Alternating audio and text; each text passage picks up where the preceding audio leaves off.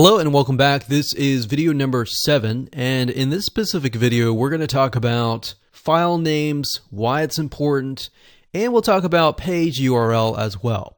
Now, the best way to show this is to again reverse engineer what Google ranks as popular for specific keyword terms, and then taking a look at them and getting an idea of what you need to do in your own website. So here I'm at google.com. And I went ahead and typed in 30-minute chicken soup recipe, just because I'm hungry for some chicken soup. So as someone who is interested in this particular area, I've typed it in, I've clicked on the images, and I'm looking for something that really appeals to my eye. So image search is not just about trying to game the system, but really trying to appeal to that specific person who is typing in that keyword. So it needs to be presentable. It can't be something that is trash, essentially.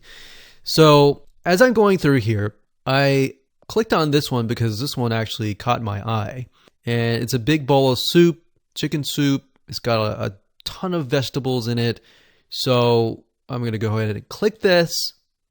Now, I want you to specifically watch carefully as I'm doing this. So, for example, I'm looking at the image here, and the next step is to click Visit.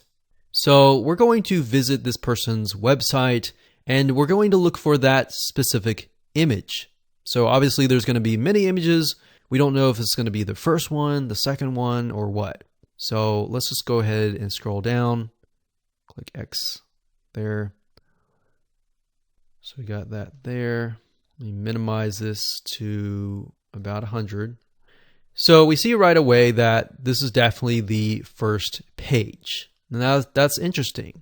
Now, what I like it to do is, regardless of what browser you're using, whether it's Google Chrome, Safari, or Internet Explorer, what you want to do is you want to right click on that image. And then you want to click on Open Image in a new tab. And the reason why we want to do this is this.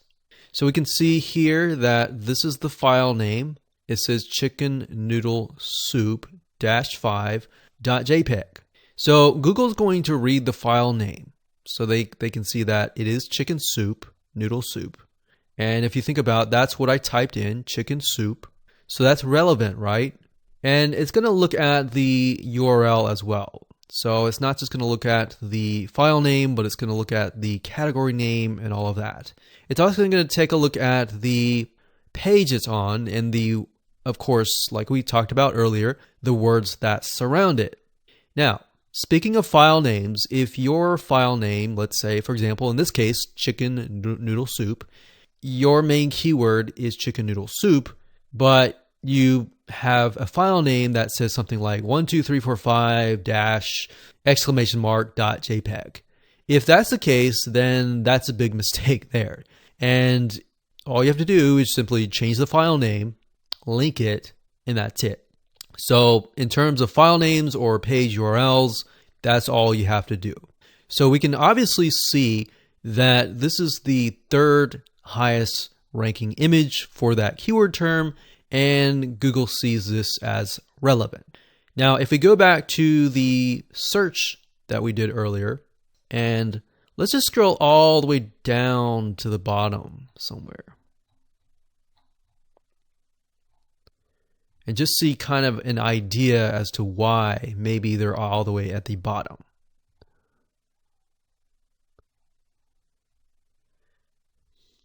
Now, another reason why a lot of these are at the top is because people are clicking on them, and that tells Google that they're relevant. So a lot of these may not, as we can see, we scroll down further down, they don't look like the normal chicken noodle soup. And that's because people are interacting with it. So that's why I said you can't really game the system, because this is all about human engagement and interaction. Now this one here says 30-minute chicken soup. Now that's a YouTube video, so that we're going to keep going down. Tomato chicken soup. This one here. So let's just click this. Now you can see the images are really big, right? Remember, Google likes a certain type of image. So if we click this, we click visit, and we find the image, let's just see what happens here. So we can see Sandra's Alaska recipes. We scroll down, image is a little big. The text that's wrapping it may not really relate.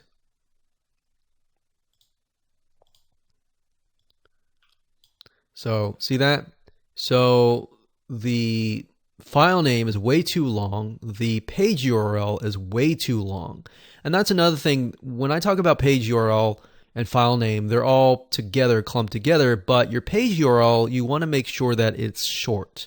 You don't want to have it too long. So we can see that the file name here is chicken%2 b noodle soup cheddar cornbread.jpg. So the problem with this is that there's all these %2 signs and all that. What you need to do is, if you have spaces, use hyphens. So it should look like this, like a hyphen. Don't use underscores, just use hyphens to kind of signify spaces. So it should be as simple as chicken-noodle-soup.jpg. So as you can see here, and this is reverse engineering this, that this is all the way at the bottom. This is probably number 100 or more. And it's all the way at the bottom, and it's got a long page URL and very long, very confusing file name. So you can get an idea now as to what you need to do. All right, so let's just scroll back up here. Now, in terms of how to change the file name, if let's say you already uploaded it and the file name is already there, how do you go about changing it? So to do that, there's several ways. It really depends on what website you're using. If you're using like HTML that's not WordPress, then you will need to change that file name on your computer, whether it's Mac or a Windows computer. You simply right-click that, click rename, and rename it as such. Now, if you're using something like WordPress, you can simply usually you can go into the image editor and you can change the name there. Or sometimes, a lot of times, what I recommend is installing a WordPress plugin such as Yoast SEO. That's yoast.com/WordPress. And if you just go here and you click on Yoast SEO, install that, you'll be good to go. And it'll allow you to essentially put alt tags for the images, and you can also, within WordPress, edit your file names. So hopefully that gives you a better idea of why it's very, very important to essentially change your file names to make sure that they are the keywords that you're trying to rank on. Plus all the other variables that we talked about, like the text that wraps around it should relate to that keyword.